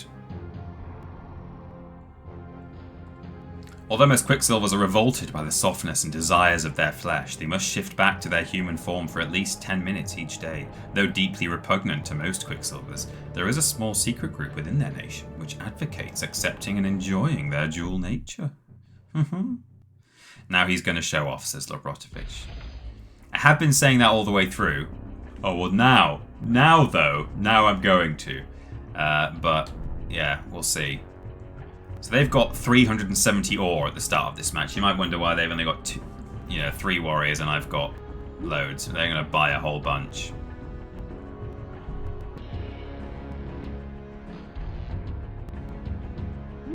But I am going to try and show off here a risky tactic. Oh my god, look at all this that they're buying. They've spent all their money there now, so it should be fine.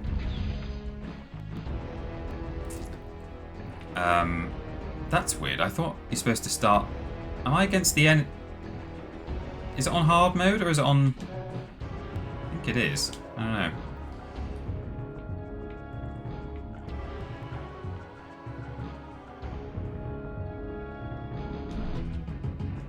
Okay, so let's move this guy out. I'm going to get him to go and start earning some cash for us. You can come out too, and you as well.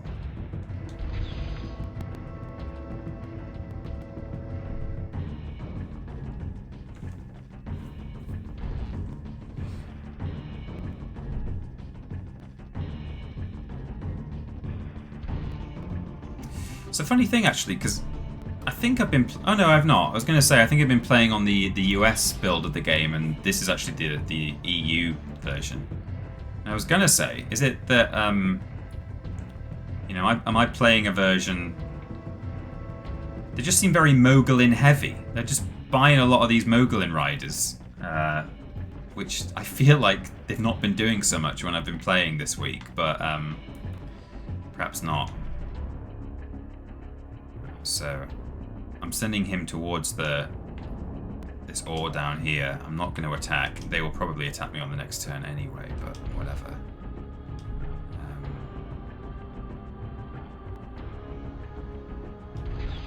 We'll see what happens. See what they do.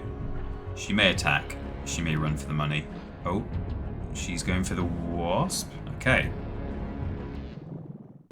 It definitely said hard AI at the start. Yeah, I just wondered why they were behaving differently to what I'm used to, because I don't remember them buying loads of Mogulins at the start of this round. But the one thing that, not the one thing, but one of the things that switcheroo does that is inconvenient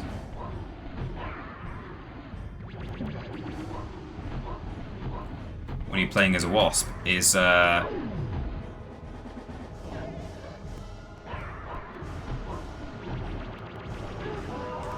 it makes you land on the floor. It swaps you, and when it does the swap, you find yourself on the ground, which as a wasp is not particularly convenient. Yeah, I shouldn't really have brought a kill cycle to this fight. This is not good. This is what I'm talking about as well. When they're AI, they can just just get you. She's going to chase me relentlessly now. Although if I can... The button to go through a teleporter is the jump button. So if I can get her to jump while standing on the teleporter, I can make her teleport inadvertently. But I think the best thing might be to... If I get this pretty direct, I should be able to kill her in one. Okay.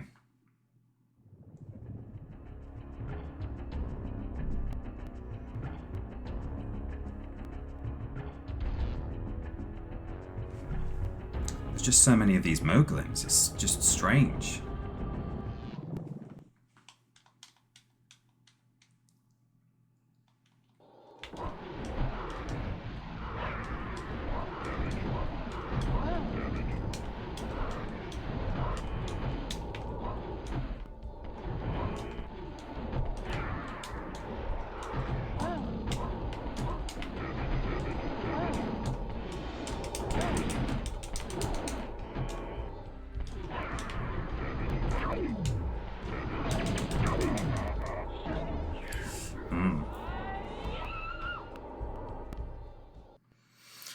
Tough. That's me nearly dead. I'll stand here and I'll put that there. That'll stop them coming in for a couple of rounds. Gotta hope that I win this. It's not a bad matchup.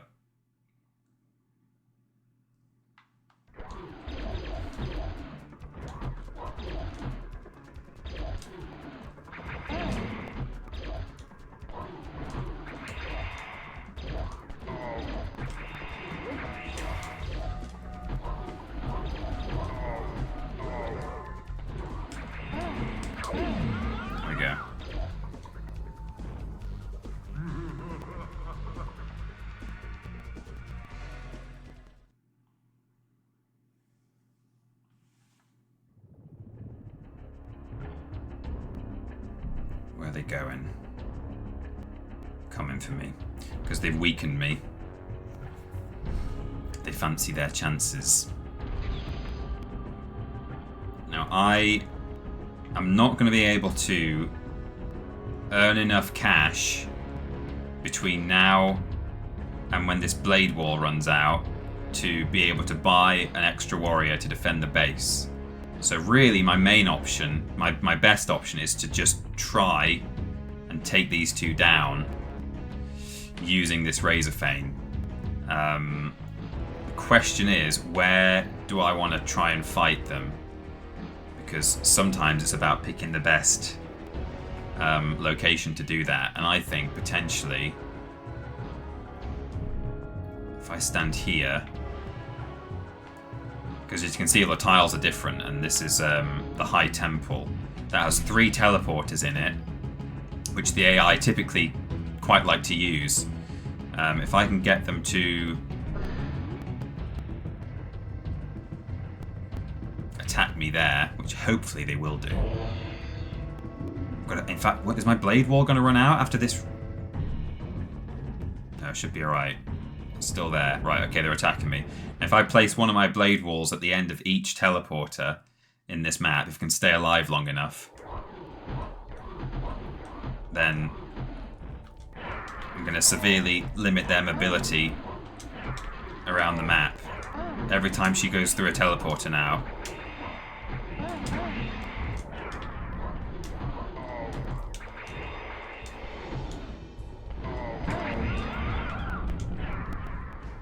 So I've got 2 down. I'm only on 20 health though. And they're gone now, they've reset. So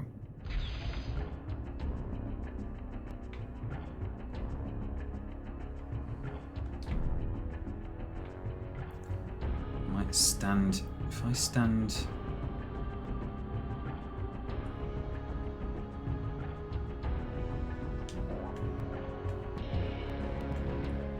okay, that is also a bottleneck there, actually.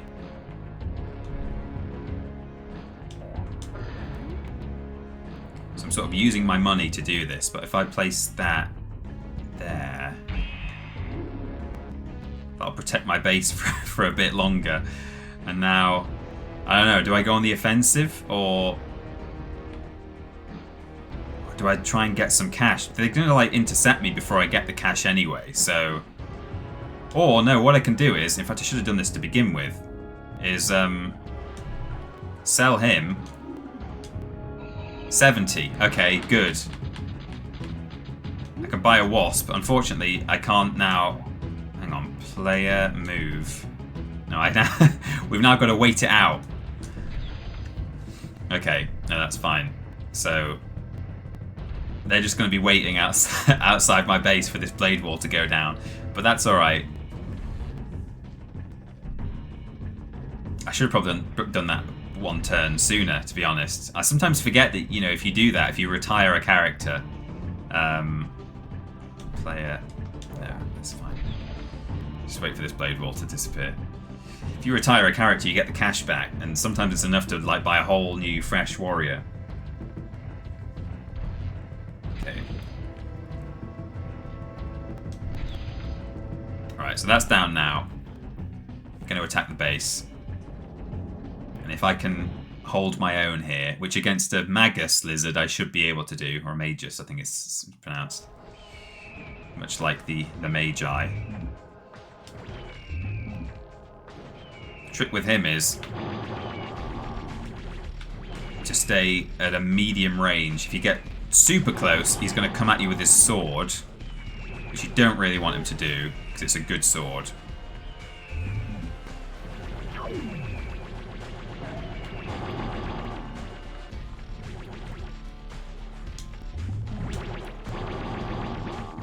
But if he gets too far away, he's going to do that Starfall attack that he just tried to do there. And that is devastating, because it is just an endless stream of meteors tumbling out of the sky. Okay, there we go. So that is a Magus done, dealt with. They're going to attack me again now with someone else, and it's going to be tough. A Wasp versus a Mogulin in the Steel Hallway level, not good. And I'm ill. I'm wounded. I've got to stay alive long enough to, he says, taking some damage. Oh, yes. Okay, I got some health back there. I've got to use the cover here.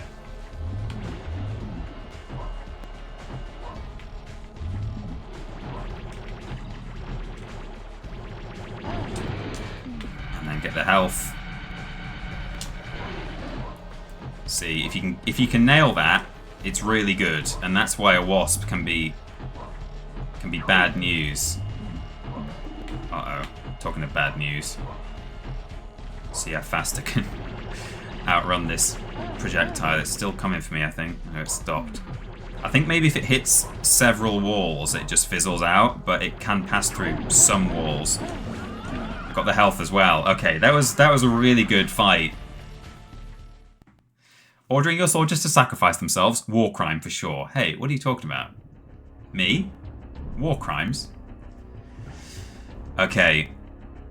Now, this is tricky, because I can get led down a bit of a dead end here with this Prana, and it could be bad, because as I say, the trick is to try and keep him away with the knockback.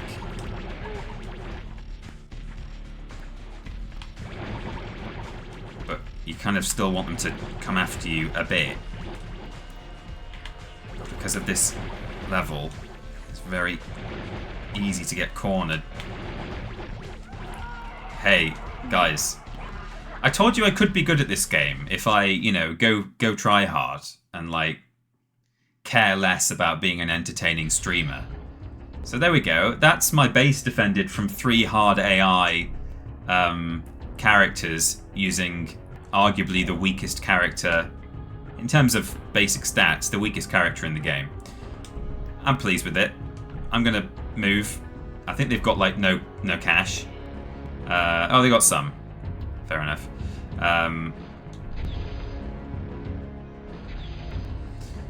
Now, the one thing I need to think about here is, do I just go full offensive with them and try and defeat them? The thing is, it's an angel, and I think that's about one of the only characters that a wasp isn't going to manage to deal with particularly well. So I think I need to actually retire this wasp and wait until the next turn. Maybe I should have taken it to a cash patch, but no. Buy a Tesla. Oh, I don't have. Next turn. Okay, they're going to buy Prana, which is fine, because I'm going to buy Tesla, and they're strong against Prana and Angel. But I think, guys, I'm going to do it. I don't want to speak too soon, but I think this could be it. I'm going to stand there. I'm not going to depart yet, because this Prana will be able to just walk past me and enter my base if it really wants to. Oh, what's it doing? Okay, now I can't reach my base in one turn, so that's fine. I just want to be careful where I end up fighting this thing, if it's going to intercept me along the way. Can I teleport? Even just one square. And then step one square, so if it tries to get me here, I should be okay in this arena. I say should, I'm not confident. Partly depends where I spawn, which is, I think, random. Okay, that's a good spawn.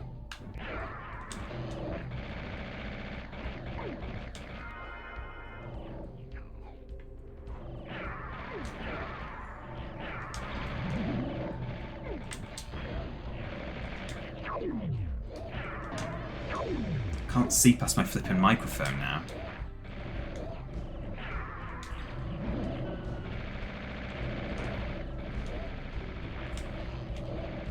Okay, I've just got to be...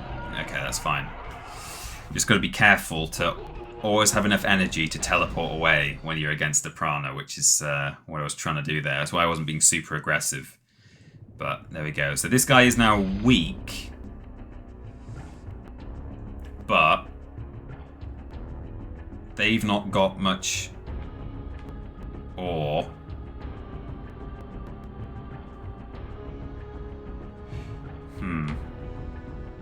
Temptation is, I'm just trying to think how I can secure this victory, because if I fight him with just this Tesla, it's not an ideal scenario. So I think I might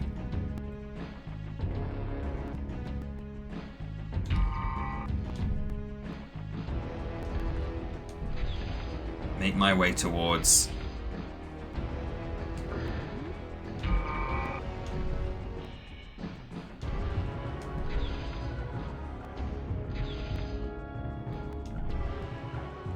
stand on here and start earning some cash. So we're going to be going back and forth now, but I'm going to be earning a lot more than he is. So there we go. In the time that it's in two rounds, I've got enough now to buy a wasp who can heal my Tesla, and also for the time being can also defend my base. So I'm going to bring her over here. They're going to, oh, they're not going to buy a Prana. Okay. Right, I'm now happy to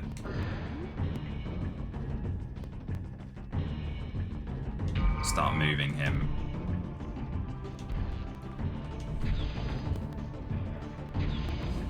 What are they doing? Can she heal yet? How much does that cost? 20. Okay. If I just step back by one square so that they can't attack my Tesla straight away if they buy whatever it is that they're buying. I don't know what they're doing. They're not buying anything. I think they're saving up for something expensive.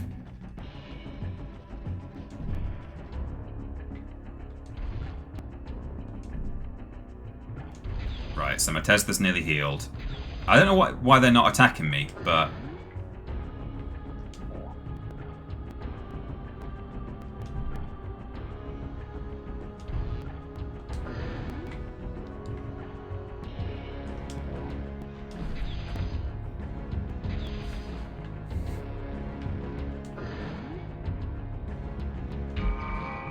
Okay, this is it.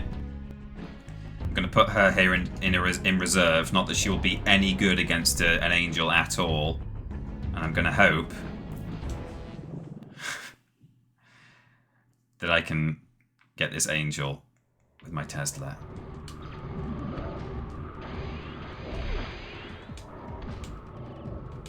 I'm going to place 3 of these things down.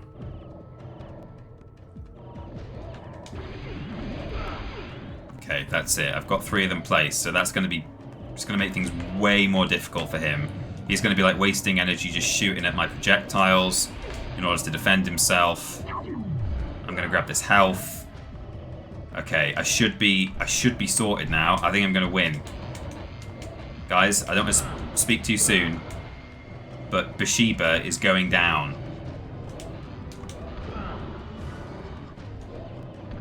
He might grab, if he grabs an Energizer, could be in trouble, but I think I'm sorted here. Yes, if I hit triangle. Yeah. You can do your victory pose while half teleported, and it makes them go all funny like that. Hey, I told you I could do this. Hard mode. Phew.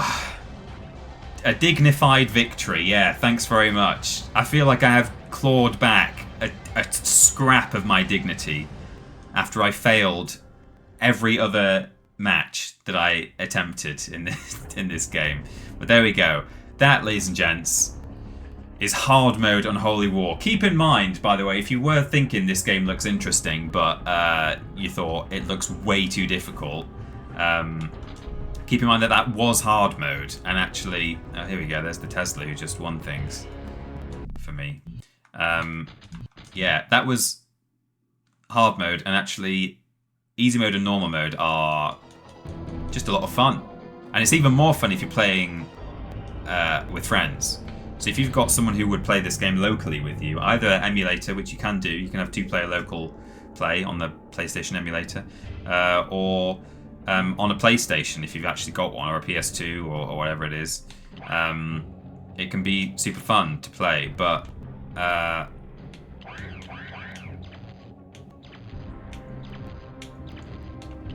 just to show you how easy mode is. Also, you can't buy this game anymore, so legally you can't play it, says Cooley Woolly. Well, you can't buy a fresh copy anymore, but you could buy a used one.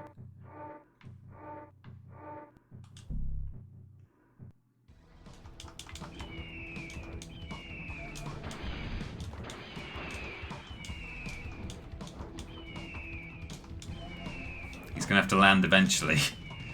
He needs to energize.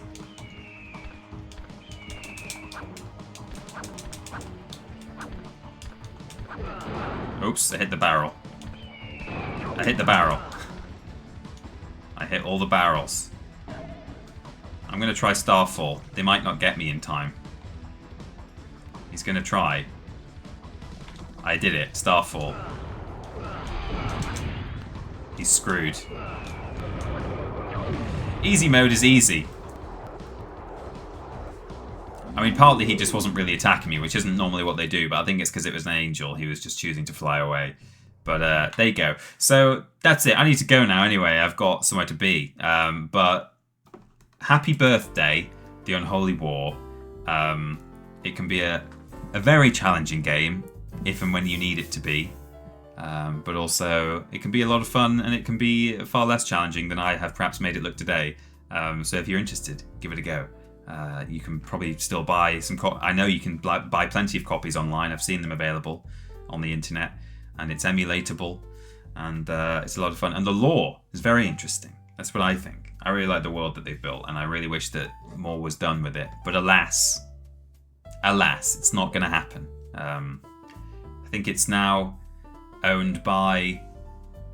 Didn't Square Enix acquire Crystal Dynamics, and they're part of Embracer Group or something? So. Don't know. It's not Toys for Bob anymore anyway. It never was then because they were the developer, not the publisher. But it's always been Crystal Dynamics and Eidos. But Toys for Bob, as much as they like a good remake over there at Activision, Toys for Bob, they won't be remaking the Unholy War. If only. Right, that's it. Thanks everyone. Happy birthday to this wonderful game. And give it a go if you can, especially if you've got someone who will play the game with you, because there's all sorts of characters and stuff, and it can be a lot of fun with some friends. Amazing. One day, I will take on Logrotovich 1v1, but in the meantime, I just have to play against that hard AI. I've nearly done it in my separate save file. I think I've got it might even be tonight or tomorrow that I do the final thing. So I'll post about it if I manage to defeat both hard AIs, because there's 2 campaigns, so you play as either team. Right, that's it. Thanks everyone. Enjoy the rest of your evenings, and I will see you when I see you. All right then. Bye for now.